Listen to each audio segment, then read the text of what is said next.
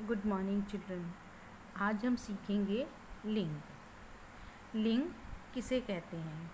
शब्द के जिस रूप से उसके पुरुष या स्त्री जाति के होने का पता चले उसे लिंग कहते हैं।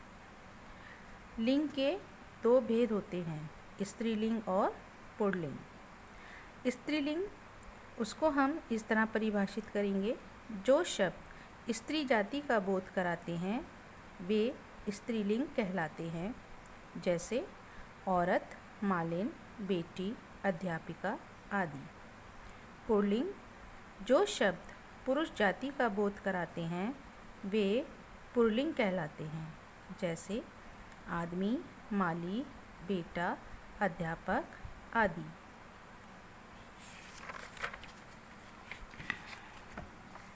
स्त्रीलिंग तथा पुल्लिंग ये वे शब्द हैं जो हमें ये ज्ञान कराते हैं कि क्या वस्तु स्त्रीलिंग है और क्या वस्तु पुल्लिंग है।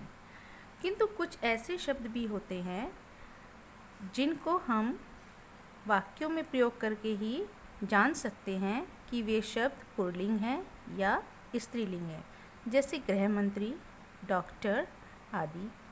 गृह मंत्री जी पधार रहे हैं, यहाँ गृह मंत्री पुल्लिंग है, क्योंकि यहाँ क्रिया हम देख सकते हैं रहे हैं, यानी कि गृह मंत्री जी पधार रहे हैं, कोई पुरुष हैं जो पधार रहे हैं, तो यहाँ पर गृह मंत्री पुल्लिंग। इसी तरह गृह मंत्री जी पधार रही हैं, यहाँ क्रिया में हमने लिखा रही हैं, रही हम स्त्री के लिए प्रयोग करते हैं, तो यहाँ गृह मंत्री स्त्रीलिंग है, कोई स्त्री है। दूसरा उदाहरण देख सकते हैं, दुर्घटना स्थल पर तुरंत डॉक्टर पहुंच गए। गए यानी कि पुरुष, यहाँ डॉक्टर पुल्लिंग है। दुर्घटना स्थल पर तुरंत डॉक्टर पहुंच गई। इस दूसरे वाक्य में हमारी क्रिया है गई, यानी कि स्त्री, स्त्रीलिंग, यहाँ डॉक्टर स्त्रीलिंग है। तो ये डॉक्टर, गृह मंत्री, राष्ट्रपति ऐसे बहुत से शब्द हैं जो पुल्लिंग तथा स्त्रीलिंग में एक समान होते हैं, लेकिन हम उनकी क्रिया के द्वारा पहचान सकते हैं कि ये पुल्लिंग है और ये स्त्रीलिंग है। क्रिया पे यदि हम ध्यान दें तो हमें उनके स्त्रीलिंग और पुल्लिंग होने का पता चलता है।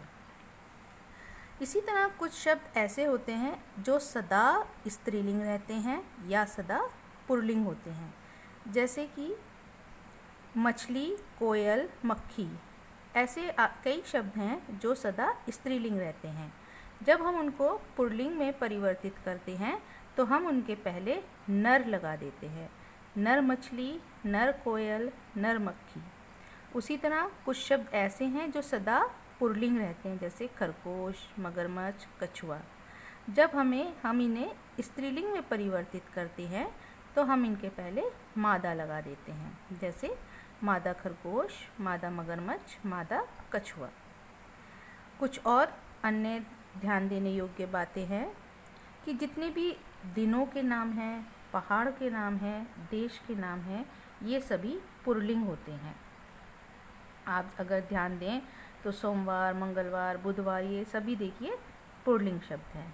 उसी तरह यदि हम पहाड़ों के नाम पे ध्यान दें, हिमालय, अरावली, विंध्याचल ये सभी पुल्लिंग शब्द हैं।